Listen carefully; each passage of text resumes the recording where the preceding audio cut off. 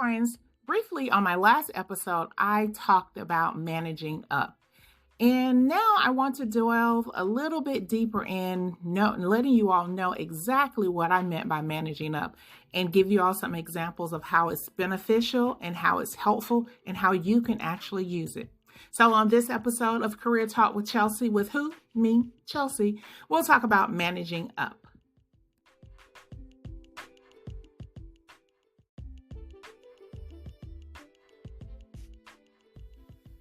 Okay, so what is actually managing up? Because I'm nosy and I like to do research and I like to read things and I like to find out about stuff. I did a little research and I found from a resource, Dana Brownlee, professionalismmatters.com is her website, and I'll link all this information in my show notes. Managing up is a subordinate customizing their work style, behaviors to better suit their manager and or taking steps to make their manager's job easier in an attempt to optimize success for all. Now you may say, Chelsea, why am I doing my manager's job? You're doing your manager's job so your job can be easier. And by this, I mean making your job easier. You're managing up to make sure your manager understands what you're doing or have a clear understanding of what you're doing. It's communicating your priorities to them and letting them know these are the steps you're taking, these are the gains you're making, this is where you're progressing, and this is actually where you needed help. So you may be thinking, okay, Chelsea, they should know these things already. Aren't I doing those things in my one-on-one? Well, are you doing them in your one-on-one? Or are you allowing your manager to actually manage you through your one-on-ones by not necessarily letting them know how your priorities are actually aligning with their agenda? Very often there's things that you're completing, that you're going through, that you're doing on a regular basis, or maybe an irregular basis. And you think because your manager should know the nature of your job, they should know exactly what you're doing, and they do not.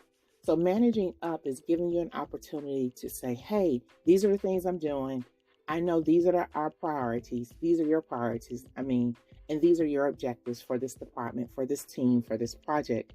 And the things that I'm doing are actually aligning to them. And they are aligning to them in this manner.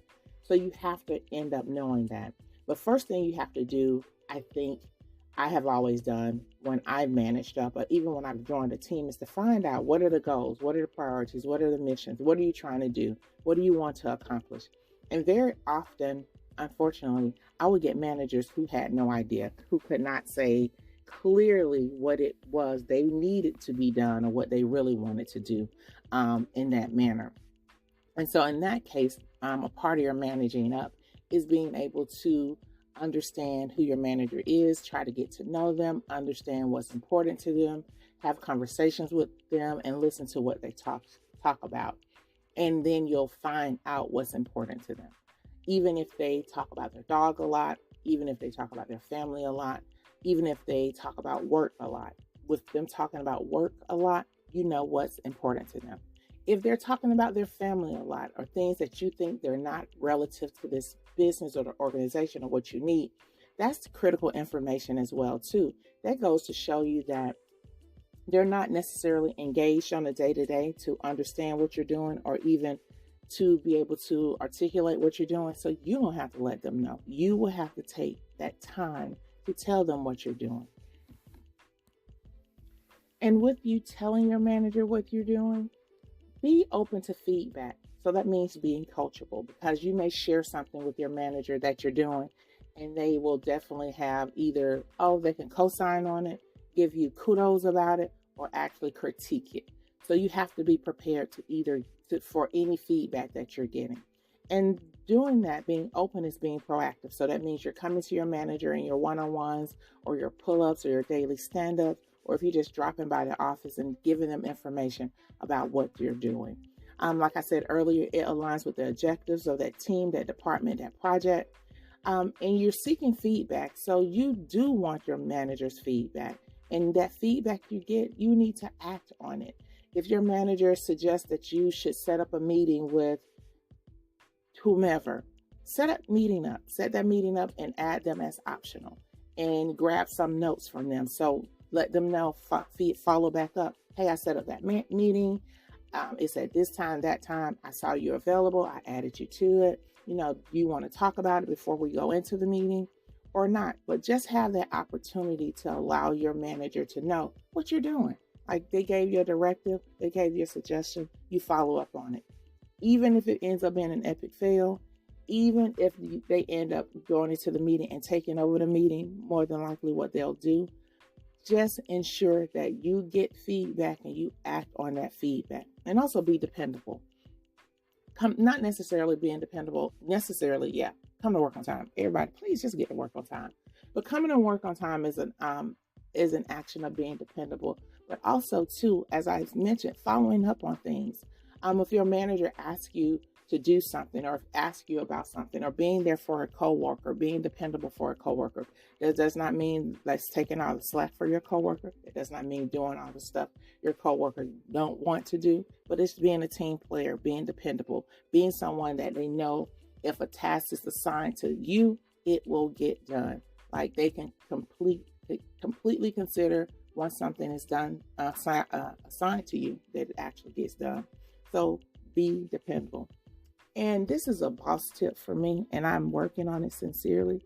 Do not complain about your manager to your coworkers. And I said coworkers with an S. You may have one particular coworker that you can confide in. Please confide in that one particular coworker. Do not have the tendency to tell a story, your story, or the story to multiple people. Because although you're telling probably the same story to multiple people, they're going to have their own twists and turns on it when they tell multiple people. So managing up in a nutshell is ensuring that you're letting your manager know what you're doing, finding out their priority, letting them know what you're prioritizing. You're being proactive. You're making sure your activities align with the objectives of that department or that team. You're seeking feedback. You're acting on that feedback, and you're being dependable. And also, too, managing up helps you set boundaries for your manager. I know a couple of days ago, I was talking to my manager, and it was a little after 5. So I was still working. She was still working. We was having a conversation a little after 5. We got off the phone.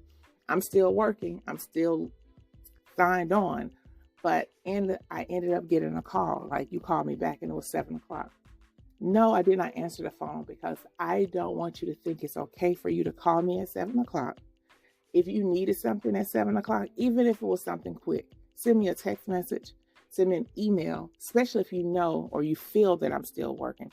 I do not want to get into a telephone call at 7 o'clock, after 7 o'clock. So managing up helps you set boundaries as well, help you set your boundaries. Sometimes we feel like we're obligated to answer those calls. We are not obligated to answer calls when we're technically off work, not necessarily off the clock. And even if you're a salaried employee, that does not mean that you need to work 24/7, 7 days a week to be available for your manager or your management team. It just means that you got to work probably 50 hours a week or 45 hours a week. You're not doing 80 hours weeks. No.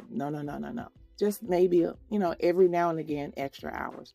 So just remember, managing up helps you help your manager actually helps you. I hope this information was informative. I hope this information gave you all that you need. And I'm looking forward to sharing with you more thoughts, more opinions, and answering your questions. So if you want your questions answered, or if you want to provide me some situations that you would like for me to help you walk through or talk through, you can reach me at Career Talk with Chelsea on Instagram, or send me an email, ctwithchelsea@gmail.com. I'll talk at you or be looking forward to the next episode next week. Y'all have a good one. Thanks. Bye.